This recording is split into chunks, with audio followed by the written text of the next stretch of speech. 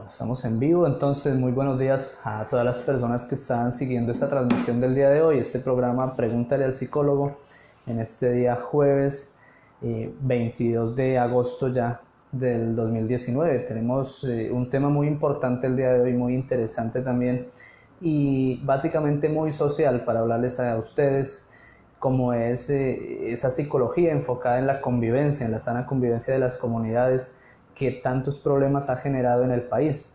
Para eso tenemos invitado al doctor Rubén Valencia. Él es intendente jefe también de la Policía Nacional y hace una gran labor a nivel de la psicología social comunitaria. Doctor, ¿cómo se encuentra el día de hoy?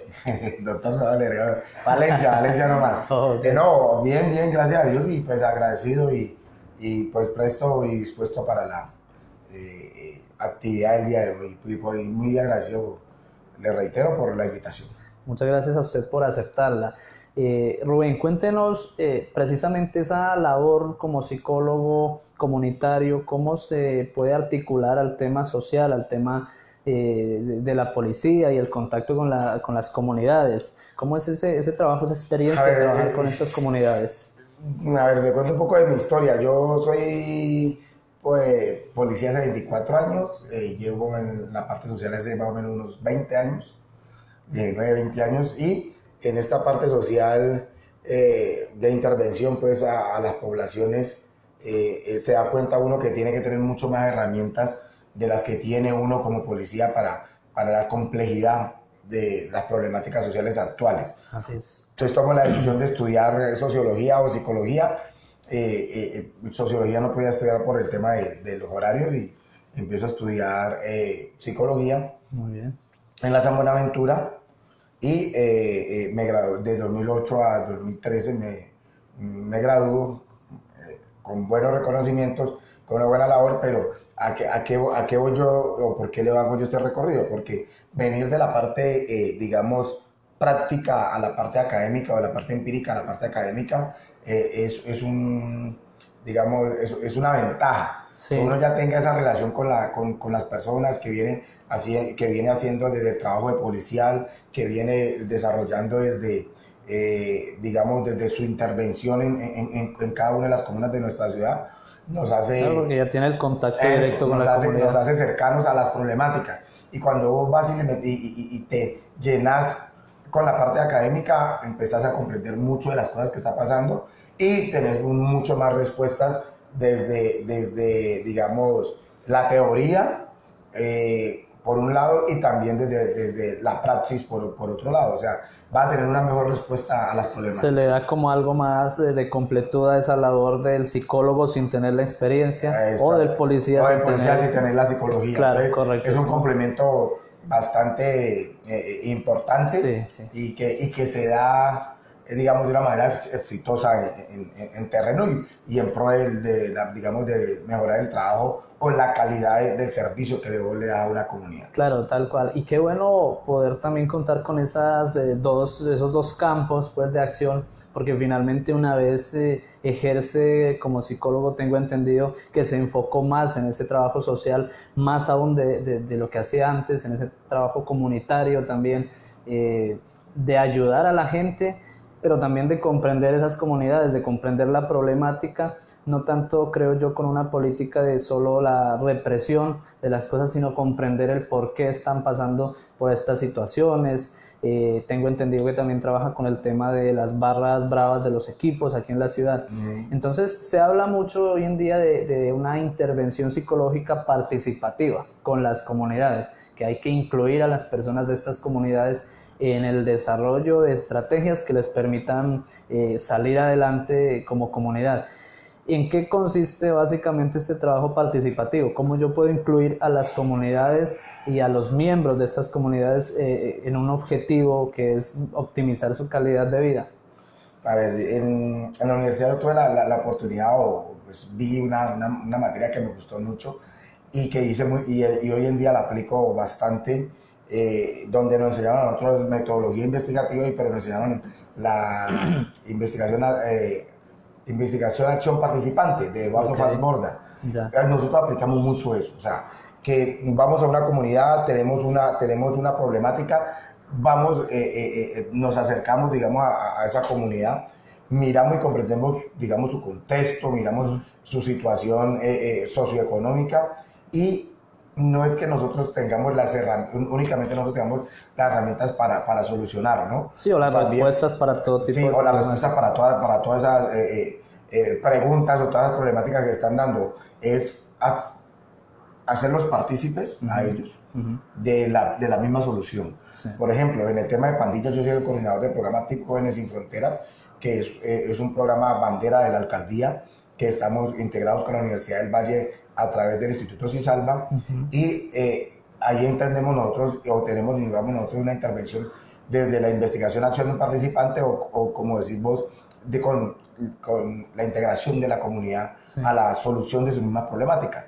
Por ejemplo, para nosotros hacer una intervención en terreno, tenemos que tener un líder de la comunidad que hace parte del equipo psicosocial, o hace parte del equipo de intervención que nosotros tenemos integrado entre policía, psicólogo y líder comunitario, reconocido por los jóvenes. Y él, me imagino que sea quien lleve ya este conocimiento o este saber a la comunidad, a los miembros de Claro, él hace parte de la estrategia que utilizamos nosotros para ir sacando a estos jóvenes, digamos, de esta situación de pandillismo, e irles dando a ellos una ruta nueva en sus vidas, un proyecto nuevo de vida, y que tengan unas opciones diferentes digamos, a las opciones laborales delincuenciales.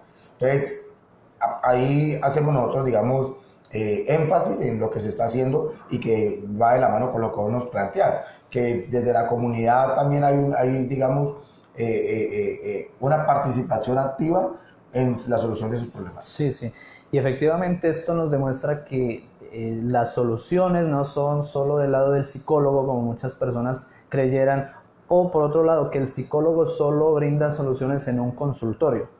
La labor de la psicología también está en la calle, más aún en la calle y en la comunidad, que en un espacio como es un consultorio, porque finalmente allá es donde están realmente las problemáticas, que mucha experiencia tiene usted en el tipo de problemáticas que existen en las comunidades, problemáticas de drogadicción asociadas, digamos que muchas veces se observa la problemática, o ¿cómo decirlo? Lo principal, el disfraz de una cantidad de síntomas y de signos que existen dentro también de las comunidades, no solo de los individuos, sino de las comunidades.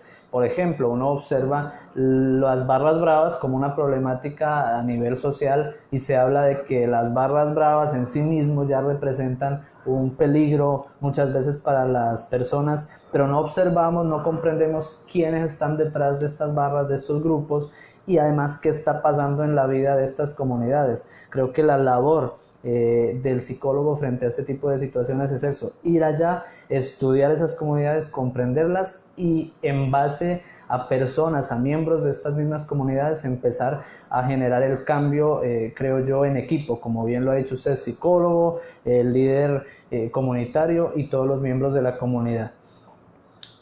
Particularmente Colombia es un país de naturaleza por historia violenta. Tal vez los últimos 50 años tenemos un conflicto armado en el país, muy prolongado, por cierto, pero no solo es el conflicto armado lo que genera las problemáticas sociales, el desempleo, la falta de oportunidades muchas veces a nivel social, pues hace que las comunidades empiecen a desarrollar una cantidad de dificultades, de problemáticas a nivel de convivencia, el tema del consumo de sustancias, consumo y además la venta. ¿Cómo uno puede comprender desde la parte psicológica toda esta cantidad y un sinnúmero además de problemáticas desde la historia, para ahora, en este punto actual, empezar a transformarlas en cierta medida con estrategias como la que usted maneja en la policía? A ver, lo primero es, como vos lo decías, es mirar el contexto, mirar qué es lo que está sucediendo, cuáles son, digamos, los derechos que se le están vulnerando a la población, porque a esta altura de lo que hemos aprendido nosotros, sabemos que es una vulneración de derechos, o una falta de garantía de derechos en muchos casos a estas poblaciones juveniles o a estas poblaciones infantiles, inclusive a las poblaciones familiares.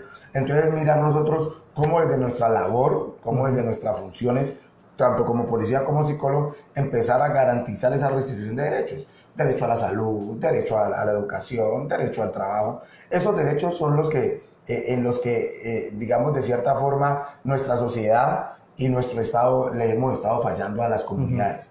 Le hemos estado garantizando, sí, pero no, digamos, a nivel de la exigencia o la demanda que se tiene. Entonces, empezar a elevar esa, digamos, esa oferta institucional que muchas veces está, pero que no es bien llevada, no bien canalizada. Empezar a restituir esos derechos a nuestras comunidades. Por ejemplo, nosotros en el tema de barras, el tema de barras siempre ha sido señalado. De hecho, tú mencionas que es Barra Brava. Y entonces nosotros lo primero que les empezamos a decir a la gente, bueno, no hablemos de Barra Brava en Colombia porque aquí no hay Barra Brava, aquí hay un barrismo popular que tiene, digamos, acciones muy violentas, similares a los de los Barras Bravas, que es el modelo de barrismo de Argentina. Sí. Y a partir digamos, de nombrarlos como Barra Brava y no nombrarlos como barras populares, entonces ellos empiezan a actuar como ya la denominación y empieza a nombrar, y en psicología le llamamos nosotros, nombrar al sujeto como tal, hace parte de que, digamos, de las muchas actuaciones o de muchas conductas del mismo sujeto. Entonces empezar digamos, desestructurar esa imagen de Barra Brava, es parte, digamos, del trabajo que hacemos nosotros. También desestructurar esa imagen que se tiene de que el pandillero no es sino, o el pelado inmerso en pandillismo no es sino violento, consumidor, pero que no tiene ninguna otras opciones o que no tiene ninguna otros atributos para brindarle a la sociedad. También es digamos, algo que trabajamos nosotros y que empezamos a desmitificar nosotros, porque inclusive en el proyecto de pandillas tenemos otro joven que estudia robótica y hoy representa a Colombia en el Mundial de Robótica Kentucky, Estados Unidos. Genial. Y un pelado que estuvo 4 años en la cárcel por un porte ilegal por portar una 9 milímetros. Entonces es mirar nosotros cómo vamos moldeando y cómo vamos presentando nosotros esa oferta que debe tener el Estado hacia la comunidad, uno, y dos, la prevención en la que debemos trabajar, ¿no? Nosotros en este momento estamos trabajando con población ya inmersa en problemáticas, pero sabemos que a futuro tenemos que seguir interviniendo aquí en las que están inmersos en problemáticas, pero venirnos aquí a la población infantil y evitar que lleguen a esa problemática. Claro, la prevención.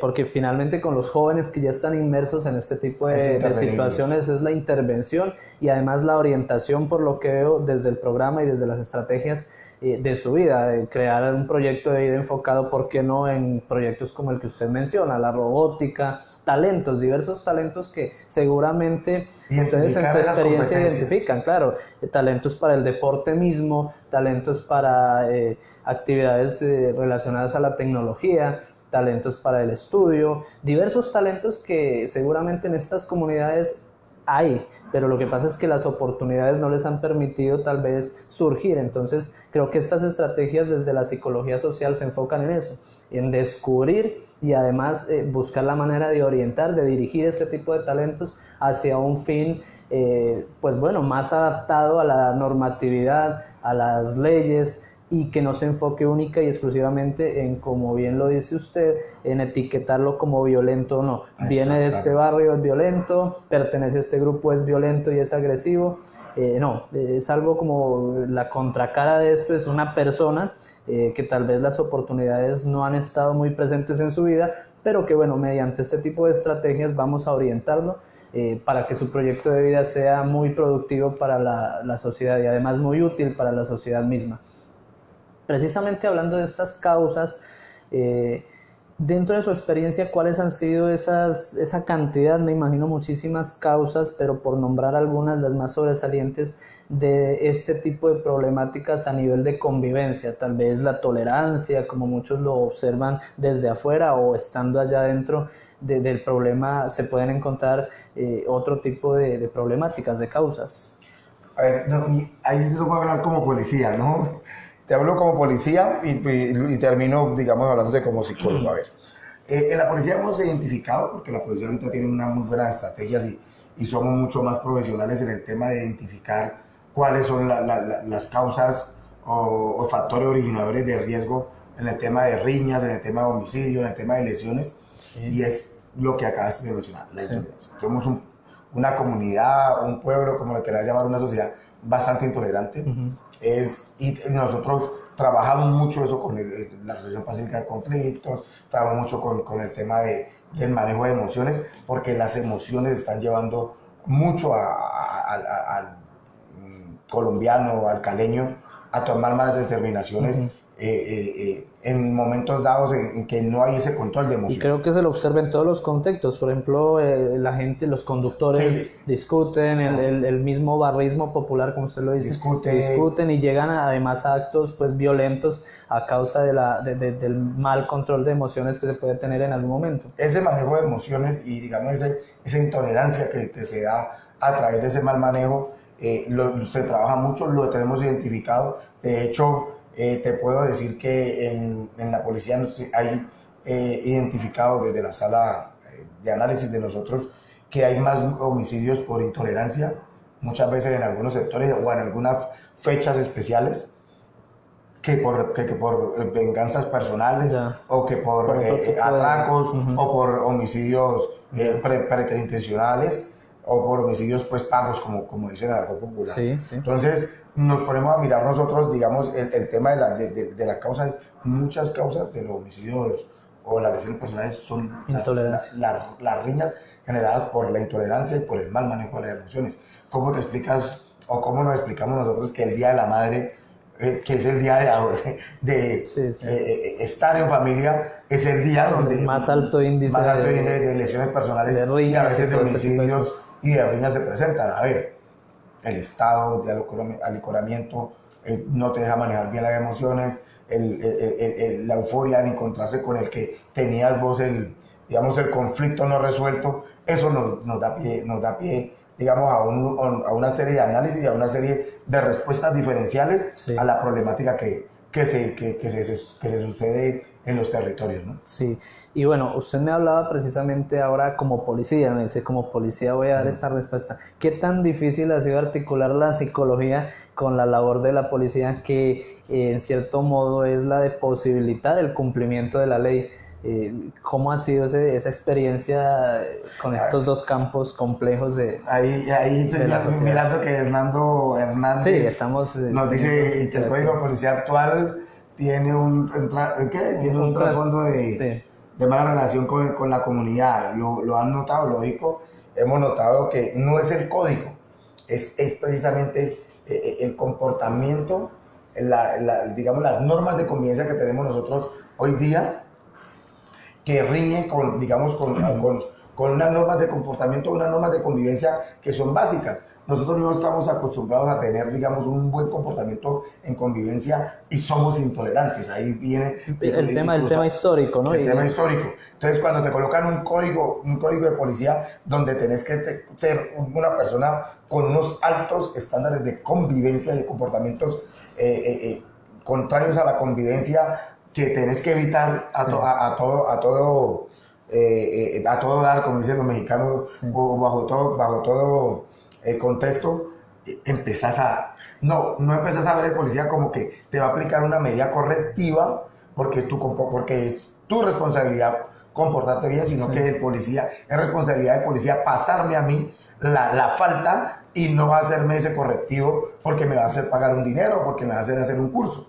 No es ese no finalmente es como respondemos al código, tal vez entonces lo que está, la percepción que tenemos frente al código. La percepción, claro, la gente dice, no, que la señora de las empanadas, que esto y esto, bueno, son casos aislados donde de pronto se ha dado, digamos, situaciones donde una cosa dice el infractor, donde una cosa dice, digamos, el que va a aplicar el comparendo, y se causan, digamos, revuelos en redes sociales y cosas sin saber el trasfondo del procedimiento. ¿Sí me entiende? Pero en sí, en el día a día, en la comunidad, en el barrio, donde la persona tiene un buen comportamiento, no te van a hacer un código, no te van a hacer un comparendo de policía, porque son normas básicas que nos favorecen a nosotros la convivencia, que hablamos ahora nosotros de psicología de la convivencia, es nosotros entrar digamos, en esa dinámica de que tenemos que aportar todos a la convivencia y que mis derechos llegan hasta donde están los tuyos. Sí. No, mis derechos tienen que sobrepasar los tuyos. Y que también somos personas de derechos y deberes. Entonces, el acoplar, digamos, ese tema de la psicología o de psicólogo y más policía, nos da a nosotros, digamos, dificultades a veces. Claro. Cuando las cosas ve uno que no se están cumpliendo digamos que se queda uno corto con herramientas para ayudar a la comunidad, pero también le ayuda a uno mucho que el ser psicólogo entiende los comportamientos y digamos y las actitudes y el tema de las emociones de las personas y le ayuda a uno para tomar, digamos, mejores decisiones frente a intervenciones puntuales a población vulnerable, ¿sí me entiendes? Entonces, tiene unas dificultades a veces, pero logra uno sobrepasarla, pero más son digamos, las ventajas que te dan a vos ser psicólogo y policía a la vez. Sí, eso es algo fundamental y creo que es también entender eso. El psicólogo muchas veces,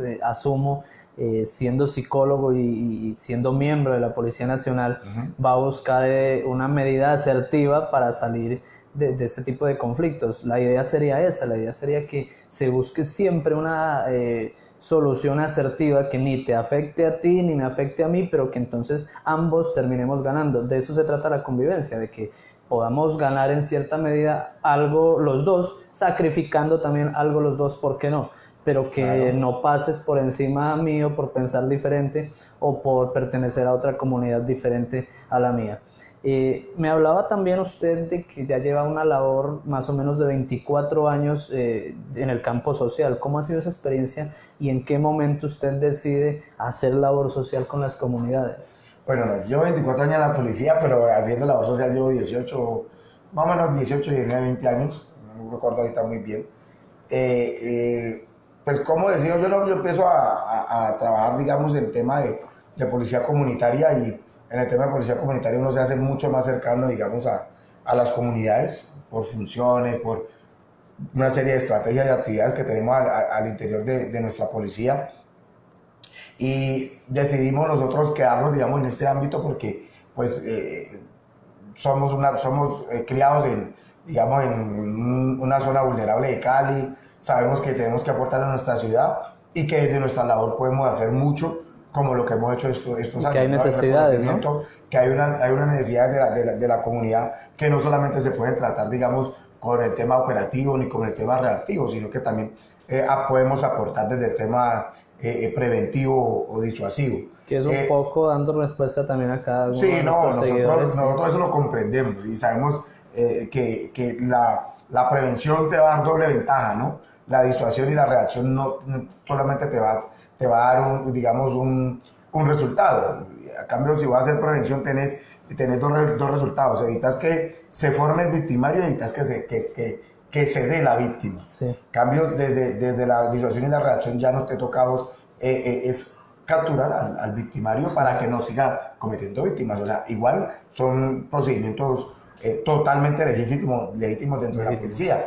Pero si desde la prevención nosotros podemos hacer más como comunidad, porque es que la gente siempre le carga, digamos, el tema de las responsabilidades de seguridad a la policía y no es así. La seguridad es de todos aportamos a la seguridad y todos debemos ayudarnos. Que es precisamente de lo que se trata la psicología de la convivencia, claro, que todos aprendamos a convivir sabiendo que hay unos entes que van a regular la norma, pero sabiendo que yo soy parte también del cumplimiento de la norma y que no debería tener problemas si yo tengo un comportamiento ajustado a esa normatividad. Ay, que yo soy un sujeto de derechos y deberes. Tal cual. Eso es lo que tenemos que entender. O sea, yo tengo mis derechos, pero también tengo deberes frente a mi comunidad y deberes frente a la convivencia de mi comunidad o mi sociedad. Sí, en base a esas necesidades también hay muchas necesidades y yo tengo conocimiento de su labor dentro de la policía y de las diversas estrategias que se realizan con la alcaldía, de que no solo se hace esa labor enfocada, por ejemplo, en temas de convivencia, sino también en temas ya individuales, como gestionar una silla de ruedas, permitir que un tratamiento médico llegue a tiempo para esa persona que lo necesite.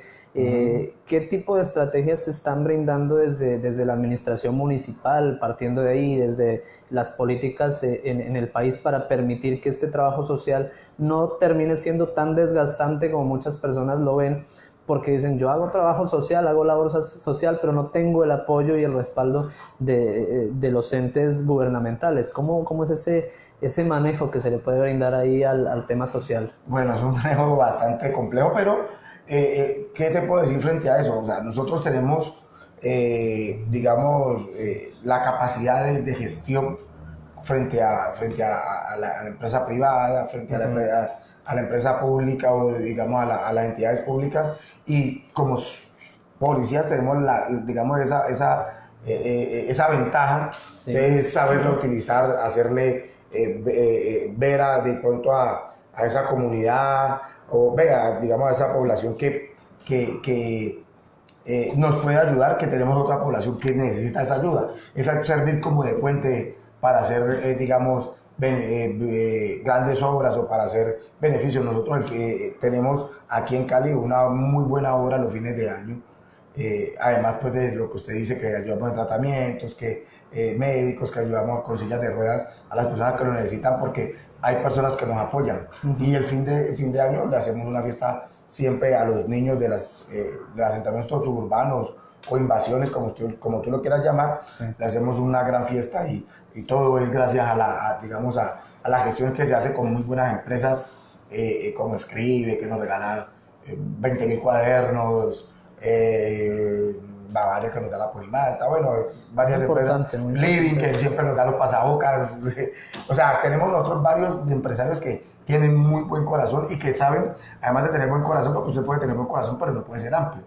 O sabe que digamos, que hay problemáticas que uno puede ir mitigando o que puede ir ayudando a solucionarlas desde, digamos, esta intervención social de ayuda puntual a poblaciones que tienen ese tipo de necesidades. Que necesitan. Y esto nos demuestra, porque creo que esta respuesta es fundamental, porque esto nos demuestra que si nos quedamos anclados a la queja, es que a mí no me apoya el gobierno, entonces yo me quedo acá, no.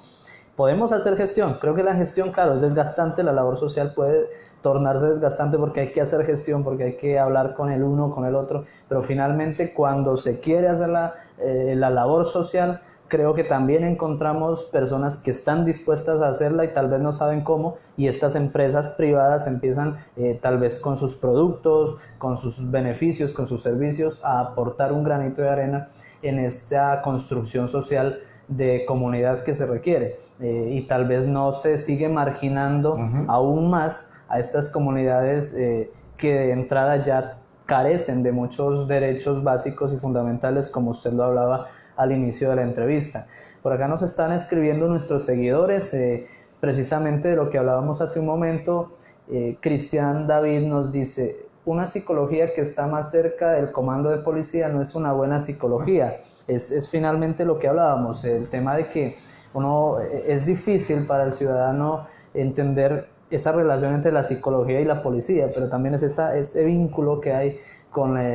no solo por ser psicólogos, sino por buscar la comprensión y el bienestar del otro, el entender que tienes problemas, que todos estamos sujetos a tener problemas, pero que entonces en esa medida de que podamos generar todos, partiendo de tú mismo, una convivencia más sana, pues hay que hacerlo ajustado a unas normas, y efectivamente ese cumplimiento de normas tal vez es el que nos genera una mala imagen muchas veces de las instituciones del país. Pasemos a otra faceta en la que sí me gustaría también profundizar, y es esa faceta como coordinador de estos grupos de barrismo popular, lo mencionaba usted, que es la connotación que se le debe dar en nuestro país. Precisamente iniciemos por ahí, ¿qué es una barra popular en este caso? ¿Y en qué difiere de una barra brava como las que hay en Argentina o como lo fueron en su momento los hooligans en Europa? Ahí usted ya me mencionó dos modelos de barrismo, o sea, ¿de qué difiere, digamos, el modelo de barrismo de Colombia? Que es un híbrido que tiene, digamos, por ejemplo, la barra del Cali tiene, digamos, algunas cosas de la cultura ultra, y ultra es otro de los modelos de barrismo. En el mundo, sí, te contextualizo, en el mundo hay 4 modelos de barrismo principales: torcidas brasileras, que tienen, digamos, una cultura, un lineamiento político, unas prácticas culturales bien particulares, bien marcadas. El tema del barra brava del sur del continente, Argentina, Uruguay, Paraguay, ¿sí me entiende? Chile, los hooligans que son norte de Europa y los ultras que son sur de Europa, que es Italia, España, Francia, son ultras, no son hooligans. Y el hooliganismo, que es digamos, este gran modelo que es el primero, que es en el norte de Europa, que es Inglaterra, Alemania, Rusia, todos estos países nórdicos, en el tema del barrismo, tienen, digamos, unas maneras de vivir el fútbol, tienen unas formas de vivir el fútbol, tienen una manera de comportarse, tienen unas dinámicas sociales y unas dinámicas culturales bien particulares. Entonces, vos en esas dinámicas te das cuenta de qué es ultra, las diferencias. Y te das cuenta que también aquí hay híbrido, porque, por ejemplo, ¿qué me explicamos si hablamos de Barra Braco, que la Barra del Cali tiene, hace tifosis y los tifosis son de línea ultra, que la Barra del Cali se llama Frente Radical y los frentes son digamos, de los modelos de barrismo ultra, entonces no podés vos decir... Hay elementos de cada... Claro, cultura. Tiene elementos, la Barra del Cali tiene elementos de barrismo ultra, la Barra de la América tiene elementos de barra brava argentino, que de hecho ellos son muy cercanos a la Barra Independiente y con ellos fue que iniciaron, digamos, este tema del modelo de barrismo en Colombia. Entonces, cuando vos te vas a hacer ese análisis y cuando vos te vas al contexto, pero te digo, lo que decíamos al principio, hay que conocer, hay que ir adentro de lo que es el barrismo en nuestra veamos nosotros a ver que es una clase popular que está con unas dinámicas de barra, pero que no alcanzan a tener la organización de un barra brava. Entonces, llamar barra brava los barras de Colombia no es lo más ajustado, porque los barra brava en Argentina tienen un nivel delincuencial bastante alto. Aquí los de la barra te pueden cometer algunos delitos, porque eso no lo podemos tapar. Pero la barra aquí no está organizada para manejar temas políticos ni para manejar temas delincuenciales. Sí, no en sí misma está diseñada para... Allá en Argentina, querés ser presidente o alcalde, tenés que contar con el apoyo de la barra brava, si no, no vas a llegar. Entonces, ahí hay muchas diferencias, hay muchas cosas que nosotros, dentro de la cultura de barrismo de Colombia y los otros 4 modelos de barrismo principales que hay, miramos que hay visos de algunos de esos barrismos, pero que no está constituido como tal, o no sigue un lineamiento fijo sobre ser barra brava o ser ultra, sino que tiene visos. ¿Y por qué barras populares? Porque son clases populares que se hibridizan, y forman, digamos, unas nuevas dinámicas sociales frente a las prácticas del fútbol, frente a cómo se vive el fútbol. Entonces, tienen cosas de allá, que lo del trapo, que los tifosis, que los cantos, pero también viven, digamos, algunas, o hacen algunas prácticas, o viven algunas experiencias típicas de nosotros. Vos nunca vas a ver un barra brava en Argentina peleando con un cuchillo. Aquí vos sabes que los guerreados en la carretera, esa es la principal. Nunca va a ver un hooligan dándose puñaladas, sino que los hooligans se entrenan en el gimnasio, entre más masa muscular tengan y más corpulento sea, están más, digamos, según ellos, preparados para la pelea. Y la pelea allá es súper leal. Allá vos nunca vas a ver un hooligan o un ultra en sí disparándose. Sí, con armas. Con armas de fuego o con armas blancas. O sea, son varias cosas como esas que te menciono que nos hacen diferenciar, digamos, el barra colombiano, el barrismo popular que se vive en Colombia y de las otras culturas. Las otras 4 culturas principales. Es importante marcar esa diferencia porque sí hay popularmente y comúnmente hay una tendencia a confundir este tipo de situaciones, este tipo de agrupaciones, y a todas incluirlas en un mismo grupo, en una misma categoría, que en fin de cuentas el análisis y tal vez esas inferencias apresuradas de la comunidad son asociadas al barrismo con la delincuencia. Pero bueno, como bien lo decía, habrán personas que cometen delitos pertenecientes a estos grupos, pero en sí mismos no se organizan con el fin de delinquir. Eso es muy importante. El asunto también pasa porque aquí en el fútbol, principalmente en Colombia hablo del fútbol, que tal vez es el deporte con más audiencia, se maneja también el tema de las emociones y sale a relucir mucho el tema de las emociones, el tema de que un partido de fútbol o pertenecer a un equipo o ser hincha de un equipo despierta todas mis emociones y cualquier persona, porque no solo hablamos de las personas que pertenecen a estratos sociales populares, por decirlo de alguna manera, sino que cualquier persona que sea aficionada al fútbol puede también perder el control de sus emociones dentro de estos encuentros deportivos. ¿Cómo se explica desde la psicología social que el deporte no tenga precisamente este tipo de estratificación, por decirlo de alguna manera? Porque todos están inmersos en este tema. ¿Y esto por qué lo menciono? Hago la segunda pregunta. Usted fue protagonista de un evento curioso, por decirlo de algún modo, y se difundió a lo largo del país por redes sociales, cuando quisieron agredir al técnico de Millonarios, Jorge Luis Pinto, en el Pascual Guerrero. Usted evita que eso ocurra gracias a sus reflejos ese día, pero el objeto que fue lanzado, tengo entendido, venía de un sector, de una tribuna, donde precisamente no se ubican las barras populares. A ver, no, es que nosotros entendemos y eso está dado, que las emociones y el manejo de emociones en un partido son muy altas, están digamos, al máximo, y que la persona que vos ves, el médico, el que vos crees que va a tener el mejor comportamiento, el mismo policía que crees que va a tener el mismo comportamiento y está como hincha, muchas veces se exacerba por esa pasión que se vive en el fútbol. Entonces nosotros siempre hacemos las campañas, las invitaciones, para que la gente viva la fiesta de fútbol en paz, pero también es sesgado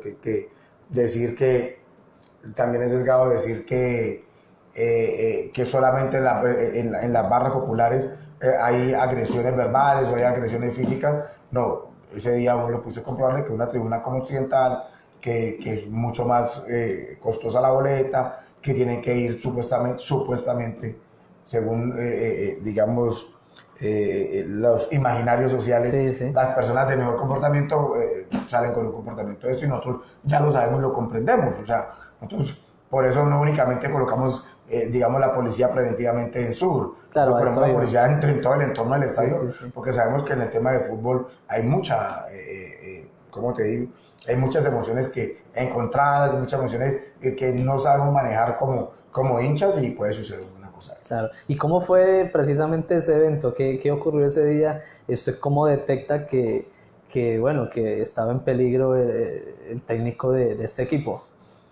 A ver, nosotros estábamos diciendo a Ari que ingresara por el túnel, digamos, por el vomitorio. Realizando el protocolo normal que se realiza. Él se negó y quería entrar por el túnel, entonces hizo un recorrido por la pista y pues América había perdido, él había cruzado algunas palabras con algunas personas y algunos gestos con algunas personas de la tribuna. La tribuna estaba exacerbada y sabíamos nosotros, o preveíamos nosotros que podían empezar a tirar cosas, se iba a tirar ese vaso de agua, hasta una salchipapa les tiraron. ¿Era un vaso de agua lo que...? Un vaso de agua lleno que lanzaron y pues nosotros que ya llevamos varias experiencias, tenemos buena experiencia, digamos, en el tema del fútbol o digamos, de los procedimientos en el estadio, sabíamos que eso podía pasar, claro. Entonces por eso estuvimos ahí, digamos, más prestos. Sí, y es muy importante también que valoremos y que resaltemos esa labor precisamente en este tipo de eventos, porque finalmente si ahí, por ejemplo, no hubiera la figura de la autoridad, seguramente la cantidad de problemáticas pues fuera mucho mayor. Digamos, ahí no pasó de lanzamiento de un objeto y demás, pero bueno, han existido ocasiones en que invaden la cancha, e incluso aquí en la ciudad de Cali ha ocurrido muchas veces que se invade la cancha y con armas. Entonces, digamos, es también la contraparte, es decir, sí, la policía está para facilitar el cumplimiento de las normas, como bien lo reconocía Rubén, el tema de que han existido procedimientos también que no han estado ajustados a la misma norma, y eso hay que reconocerlo y es válido mencionarlo, pero que bueno, finalmente debe existir un proceso también y unas estrategias además para combatir este tipo de comportamientos y de conductas sociales, dada nuestra connotación, ya lo decíamos, histórica, de violencia, de agresividad y todo. De intolerancia. Entiendo que hay países donde se puede ya vivir un fútbol en paz. Vamos a la relación con el fútbol, se puede ya vivir un fútbol en paz, se ha llegado a un nivel de tolerancia, de cultura, en donde perfectamente el hincha de un equipo está al lado del hincha del equipo rival, y bueno, no hay ningún inconveniente. Los latinoamericanos tenemos históricamente también esa connotación de la violencia expresada en este tipo de encuentros de índole deportivos. Precisamente, ¿qué estrategias se han implementado con estas agrupaciones para llegar a un punto en el cual puedan encontrarse por el gusto, por el mismo fútbol? Porque sé también que se han organizado torneos deportivos con líderes de una barra y de la otra. ¿Qué estrategias se han manejado desde la policía, desde la alcaldía y desde las diversas entidades encargadas?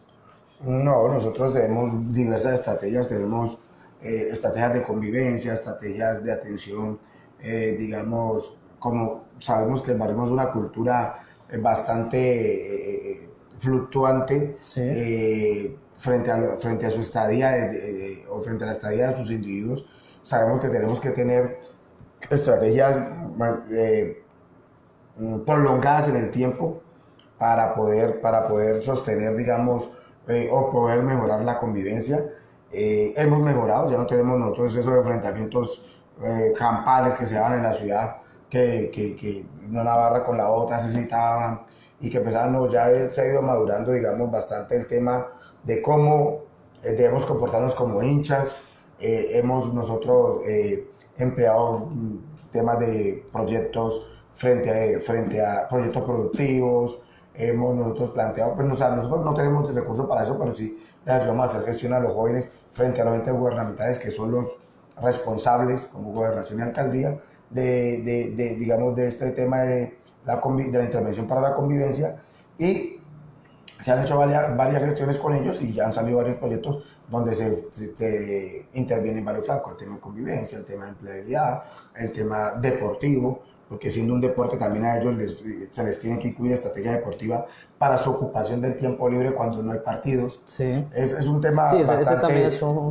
digamos, de una oferta bastante amplia, claro, que se asemeja mucho a la oferta que se le está dando hoy en día al joven que pertenece a pandillas.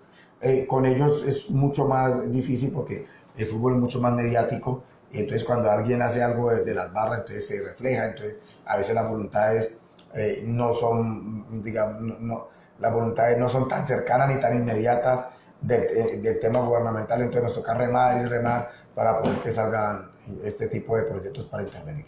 Pero qué importante también que sí, si bien esto puede que demore y puede que además sea un camino lleno de obstáculos, porque lo Bastante. es no solo por la parte de la gestión, sino también por la parte de las emociones y de las emociones de los miembros de la comunidad, sí, porque debe haber una aceptación de pertenecer a la estrategia, de entrar a una estrategia que me va a posibilitar llevar una sana convivencia con el otro, incluyendo que el otro tiene unas diferencias muy marcadas conmigo. Entonces, esa premisa seguramente va a ser una de las dificultades en el tema de la convivencia, pero qué importante también que sí se vayan implementando. Además que esto es un proceso, muchas veces desconocemos la labor que se está realizando en los diversos estadios, hablando del fútbol, y en las diversas campañas que se realizan en torno a la convivencia, pero es que desconocemos que esto es un proceso, que esto no va a cambiar de la noche a la mañana, que esto es un proceso que pues en los países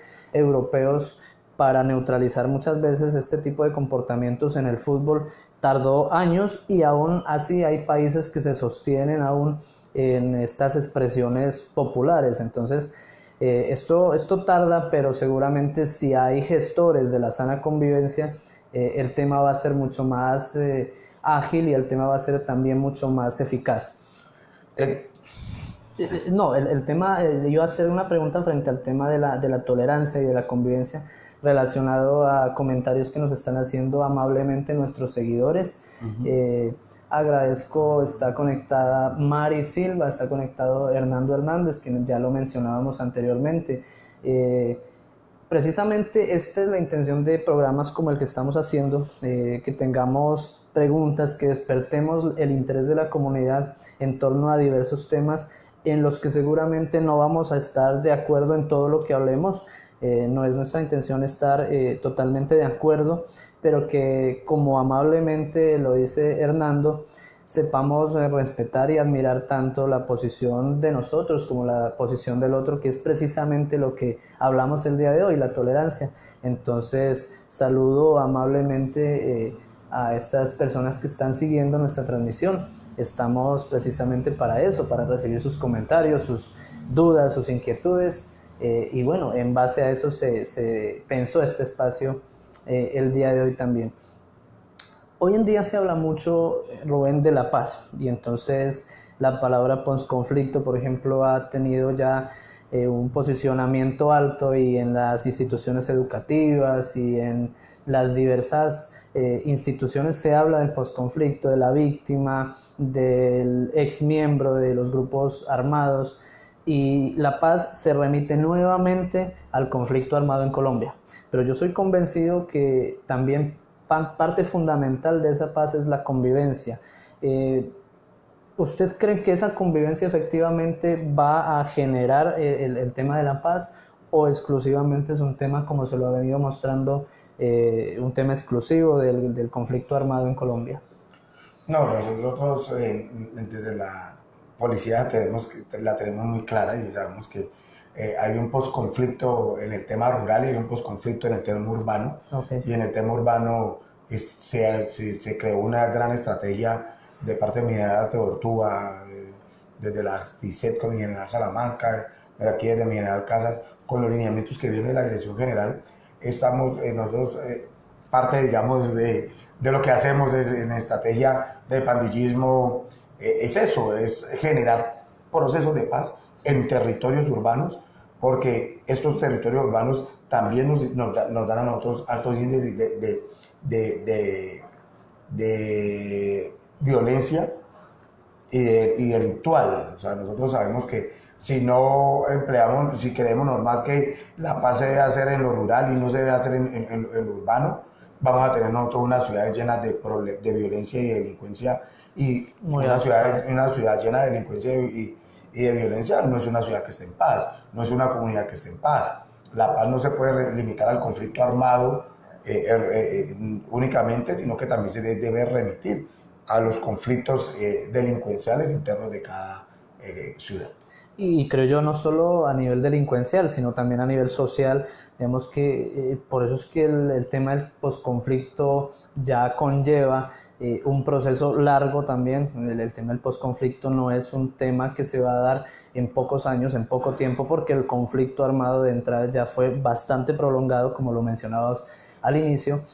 Y bueno, el dedicar tanta atención al conflicto armado ha permitido que otras esferas de la sociedad terminen siendo, ¿por qué no?, descuidadas. En ese orden de ideas, restablecer los derechos de todas estas comunidades, incluyendo a las víctimas del posconflicto, incluyendo a las personas que salieron de los grupos armados, pues va a ser una labor ardua, y seguramente que todos debemos aportar desde el rol que estemos cumpliendo para que eso se cumpla a cabalidad de una buena manera, porque finalmente los directamente beneficiados de este tema seremos todos los colombianos, y serán nuestros hijos y serán nuestros nietos, ¿por qué no? Porque ese es un tema que esperamos perdure en el tiempo.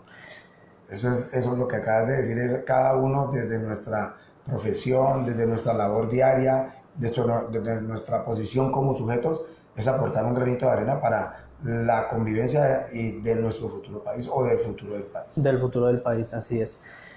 Bueno, finalizando ya casi este programa, ¿qué reflexión podríamos dejarle a las personas que nos han seguido el día de hoy, a las personas que van a ver esta entrevista por nuestras redes sociales, frente al tema de esa labor social precisamente enfocada en que no solo el psicólogo es un actor, ni la policía es un actor directamente activo en el tema del cambio y de la transformación social, sino que todos pertenecemos a este cambio que buscamos. A ver, la deconstrucción de imaginarios que debemos tener nosotros hablando de la psicología sobre lo que es el tema de la seguridad y la convivencia es que es una responsabilidad del Estado o una responsabilidad de la policía. No, la seguridad y la convivencia es una responsabilidad de todos y cada uno de los ciudadanos de nuestro país, de cada uno de los miembros de organizaciones, de ONGs, de grupos estudiantiles, de grupos universitarios, de todas las organizaciones que se puedan, digamos, tener o que uno identifique. Es todos y cada uno de nosotros aportar desde nuestra posición un grano de arena, sabiendo que somos sujetos de derechos y deberes, sabiendo que nos debemos a nuestra sociedad y que debemos dejarle un muy buen país a nuestras futuras generaciones.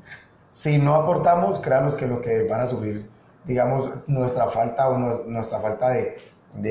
digamos, de interés o nuestra falta, digamos, de apoyo a estas nobles causas o a esta causa tan grande que se llama la paz, seguridad y convivencia, lo van a sentir o va a terminar afectando a nuestras futuras generaciones. Así es. Sí, básicamente la gran conclusión que nos podemos llevar de este programa es precisamente eso, que todos somos actores de este proceso de transformación de la convivencia, que todos podemos aportar hacia una sana convivencia, que cuando analicemos un tema de convivencia no lo veamos en el otro exclusivamente, sino en lo que puede usted aportar por esa problemática planteada. El trabajo desde la psicología social comunitaria es muy importante para esto, pero no solo el psicólogo, ni el policía, como lo hemos dicho, ni el médico es el actor fundamental en esto. Somos todos en equipo quienes podemos sacar adelante esta sociedad frente al tema de la convivencia. Esperamos que este programa haya sido de su total interés, de su total utilidad, ¿por qué no? Y bueno, que quedemos con la premisa de la tolerancia frente al tema del fútbol, que también lo hemos hablado, y por qué no generemos más espacios de paz entre personas aficionadas a este lindo deporte. A ustedes les agradezco por haber estado pendientes de esta transmisión. A todas las personas les digo que en 8 días, si Dios lo permite, estaremos también pendientes para nuevamente traerles un tema de su interés. Síganos en nuestras redes sociales, no se olviden, somos Clínica Psicológica, estamos ubicados en el barrio Santa Mónica Residencial, en la ciudad de Cali, Colombia. Hasta una próxima oportunidad. Hasta luego.